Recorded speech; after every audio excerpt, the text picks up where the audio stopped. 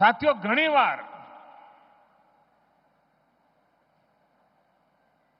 શરૂઆતમાં લોકોને નિરાશા જોઈ બહુ હોય એટલે મને યાદ છે જ્યારે મેં પહેલી વાર રિવરફ્રન્ટની વાત મૂકેલી તો બધા લોકોએ મજાક માંડી હતી.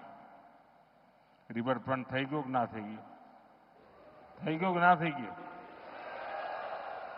સ્ટેચ્યુ ઓફ યુનિટી માટે મેં અહીંયા એક પ્રેસ કોન્ફરન્સ કરેલી તો બધાએ મારા બાલ નોચી લીધેલા.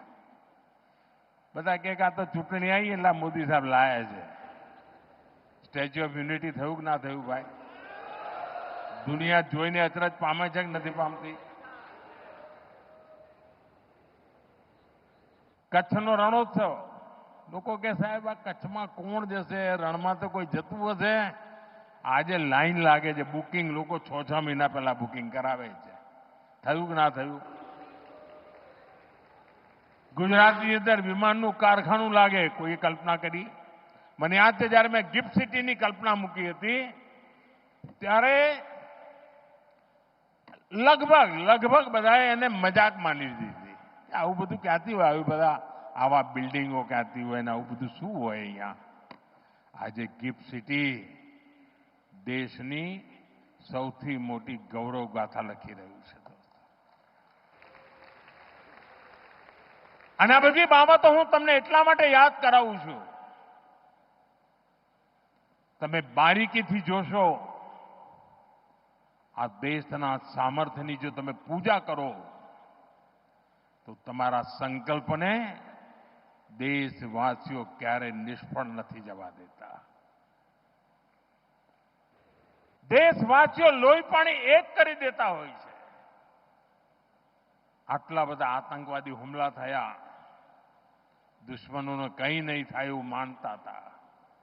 સર્જિકલ સ્ટ્રાઇક કરી એમના લોન્ચિંગ પેડ ઉડાડી દીધા. એર સ્ટ્રાઇક કરી એમના ટ્રેનિંગ સેન્ટર ઉડાડી દીધા. ઓપરેશન સિંદૂર કર્યું, એમની નાભી પર જઈને વાર કર્યો.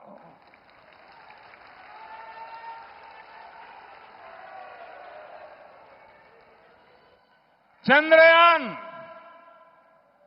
શિવશક્તિ પોઈન્ટ, જ્યાં કોઈ નહીં ગયું ત્યાં ભારતનો તિરંગો ઝંડો પહોંચી ગયો. ઇન્ટરનેશનલ સ્પેસ સેન્ટર પર શુભાંશુ શુક્લ જઈને આવ્યા અને હવે ગગનયાનની તૈયારી ચાલી રહી છે. આપણું પોતાનું સ્પેસ સ્ટેશન બને એ દિશામાં કામ ચાલી રહ્યું છે.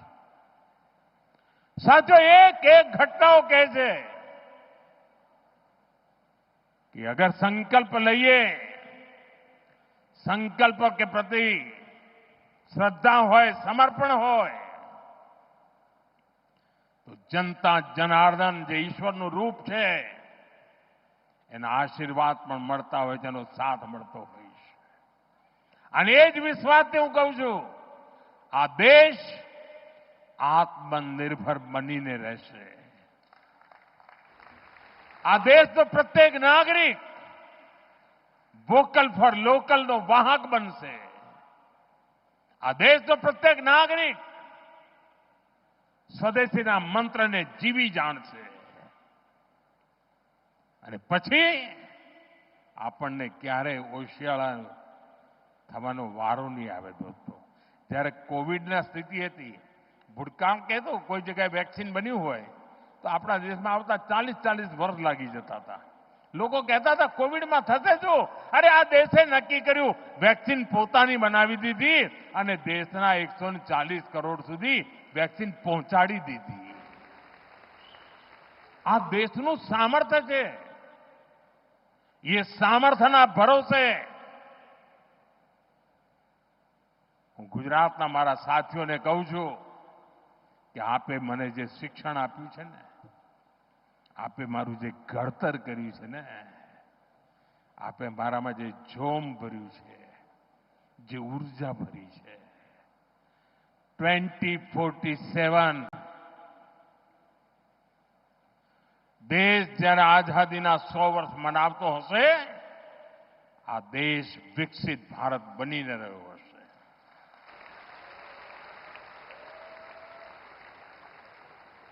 અને એટલે સાથીઓ, વિકસિત ભારત બનાવવા માટેનો એક મહત્વનો રાજમાર્ગ સ્વદેશી છે. મહત્વનો રાજમાર્ગ આત્મનિર્ભર ભારત છે. અને જે લોકો વસ્તુઓ બનાવે છે, મેન્યુફેક્ચરિંગ કરે છે, પ્રોડક્શન કરે છે, એમને મારી વિનંતી છે કે તમે ઉત્તરોત્તર તમે તમારી ક્વોલિટી ઓર સુધારો, એની કિંમત ઓર ઘટાડો.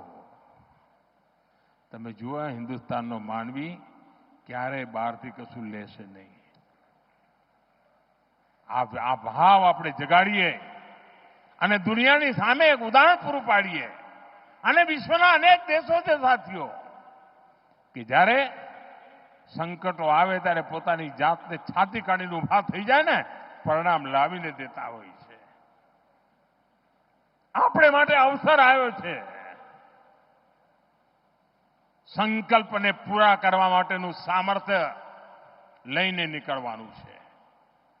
અને મને પૂરો વિશ્વાસ છે, ગુજરાતે જેમ મને હંમેશા સાથ આપ્યો છે, દેશ પણ મને સાથ આપશે અને દેશ વિકસિત ભારત બનીને રહેશે.